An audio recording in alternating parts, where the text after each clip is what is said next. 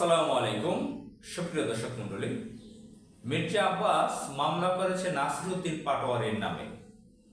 এটি একটি আলোচিত ঘটনা। নাসিরউদ্দিন পাটোয়ারি হচ্ছে ২৪ বিপ্লবের একজন নেতা, তরুণ নেতা, জেনজির নেতা। তিনি হচ্ছেন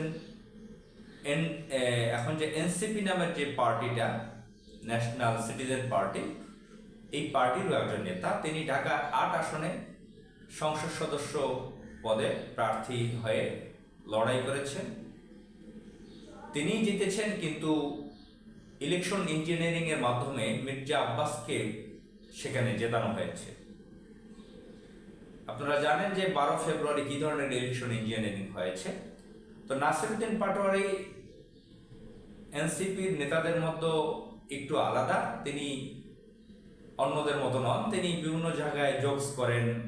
মির্জা আব্বাস যে চাঁদাবাজি করে সেগুলো নিয়ে বিভিন্ন ধরনের জোকসমূলক কথা বলেন। যখন তখন সাংবাদিকদের কাছে বা সাধারণ মানুষের সামনে বিভিন্ন বক্তব্যতে তিনি মির্জা আব্বাসের অপকর্ম সম্পর্কে, বিএনপির অপকর্ম সম্পর্কে তিনি অকপটে কথা বলে ফেলেন। তিনি একজন সাহসী তরুণ নেতা হিসেবে পরিচিত হয়েছেন, অত্যন্ত জনপ্রিয় পপুলারিটি অর্জন করেছেন অলরেডি।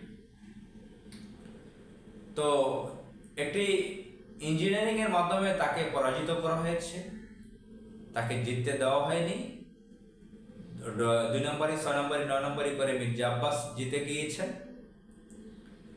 জিতে গিয়ে বিএনপিও পুরো সরকার গঠন করেছে একটি নকশার মাধ্যমে, ইলেকশন ইঞ্জিনিয়ারিং এর মাধ্যমে। ক্ষমতায় এসে তারা মির্জা আব্বাসকেও মন্ত্রী পদমর্যাদা উপদেষ্টা বানিয়েছে সম্ভবত। তখন মির্জা আব্বাস খুব খুশিতে আছে যে আমাকে পুরো ইলেকশনের আগ পর্যন্ত সময়টায় এতটা অপমান অপদস্থ করলো, বিভিন্ন জায়গায় আমি চাঁদাবাজি করি, এটা করি, সেটা করি, এত কিছু বললো। তা এখন তো আমি ক্ষমতায় এসে গেছি। এখন খুশির চোটে এখন নাসিরউদ্দিন পাটোয়ারির নামে একটা মানহানির মামলা করে। এই মানহানি মামলা করার পর নাসিরউদ্দিন পাটোয়ারি আরো ক্ষিপ্ত হয়ে যায়। সে ক্ষিপ্ত হয়ে মির্জা আব্বাস সম্পর্কে অশ্রাব্য ভাষায় একটা মন্তব্য করেছে। যে ঘটনাটা ভাইরাল হয়েছে, ভাইরাল বলতে যে একটা কথা আছে সামাজিক যোগাযোগ মাধ্যমে, এখন অশ্রাব্য মন্তব্য করে মির্জা আব্বাসকে সাবধান করে দেওয়া হয়েছে। মনে করিয়ে দেওয়া হয়েছে যে আমি ভীত নই।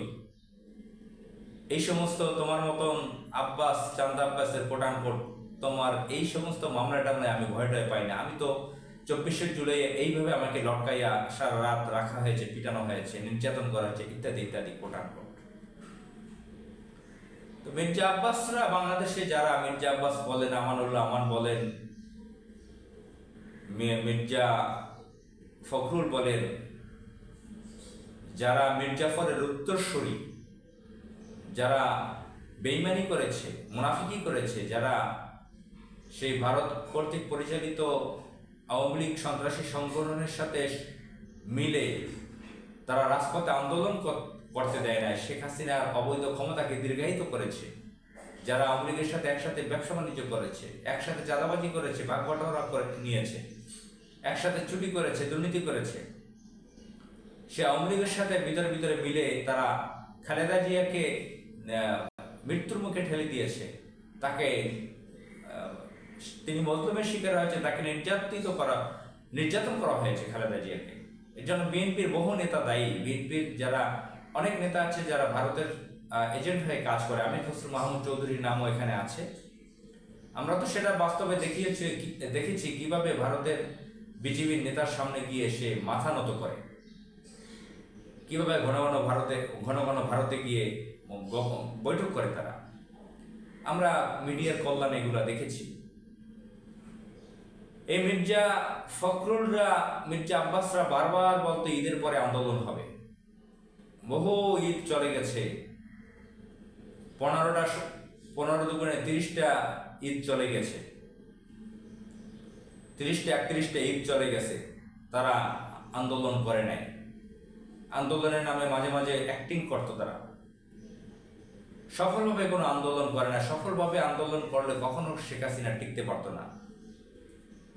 বিএনপির যে পরিমাণে এখন লোক দেখা যায়, এই 5 আগস্টের পরে এই লোকগুলো যদি অ্যাক্টিভভাবে তারা আন্দোলন করত, কখনো শেখ হাসিনা টিকতে পারতো না। তারা বিএনপির অধিকাংশ নেতাকর্মী ছিল বেঈমান, ভীরু, কাপুরুষ, মোনাফেক। আজকে এই 70 ঊর্ধ্ব 80 কাছাকাছি বয়স মির্জা আব্বাস রয়্যাল জীবনযাপন করে হাজার হাজার কোটি টাকা নাড়াচাড়া করে, ব্যাংকের মালিক, প্রচুর টাকা পয়সা, রয়্যাল প্যালেসের মতো বাড়ি ঘর, তারা আনন্দের জীবনযাপন করে। এই টাকার অর্থের উৎস কি? আজকে যারা এই তরুণরা যারা জুলাইয়ে বিপ্লব করে দেশকে স্বাধীন করেছে, ভারতীয়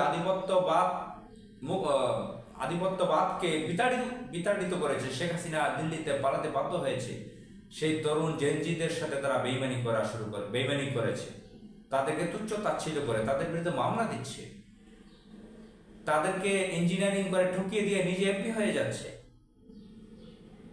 সুতরাং এই নাসিরউদ্দিন পাটোয়ারি এই মির্জা আব্বাসকে যদিও একটু স্ল্যাং ল্যাঙ্গুয়েজ, একটু অশ্রাব্য ভাষা ব্যবহার করে প্রতিবাদ করেছে, তারপরও এটা কোটি কোটি মানুষের কাছে এটা পজিটিভভাবে দেখা গেছে। যেরকম শহীদ শরীফ ওসমান হাদি, তিনি সেই তরুণ বিপ্লবী ইনকিলাব মঞ্চের, তিনিও সালাউদ্দিন আহমদের নাম সংক্ষেপ করে একটি ভাষা ব্যবহার করে তাকে সাবধান করত, হুমকি দিত, সেই ফ্যাসিবাদী গোষ্ঠীকে, যারা নতুন ফ্যাসিবাদ হয়েছে 5 আগস্টের পরে।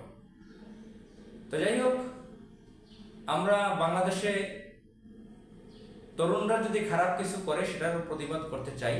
যদি এই এনসিপি যারা 24শে জুলাই যারা ভূমিকা ছিল, তারা অনেকে কেউ অপরাধে লিপ্ত হয়েছেন, কেউ অতি বাড়াবাড়ি করেছেন, সেটার প্রতিবাদ আমরা করি। কিন্তু আমরা এই তরুণদেরকে হাঁটতে দিতে চাই না। এই বিপ্লবীরা জেগে থাক। বাংলাদেশের অধিকাংশ প্রবীণ ব্যক্তিরা যারা বয়স্ক, তারা বাংলাদেশের সাথে, রাষ্ট্রের সাথে, এই জাতির সাথে বেইমানি করেছে।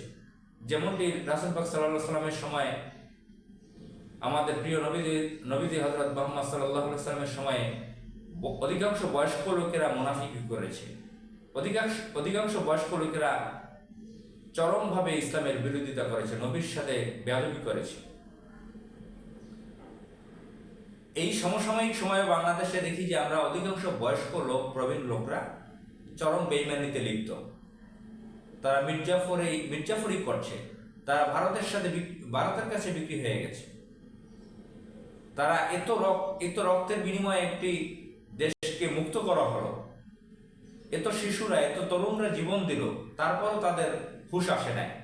তারা একটি ইঞ্জিনিয়ারিং এর মাধ্যমে অবৈধভাবে রাষ্ট্র ক্ষমতা দখল করে এবং আবার সেই যে তরুণদেরকে তুচ্ছ তাচ্ছিল্য করে, তাদের বিরুদ্ধে মামলা দেয়। মহান আল্লাহ তাআলা এই ইভিলদের হাত থেকে বাংলাদেশকে রক্ষা করুন। আসসালামু আলাইকুম।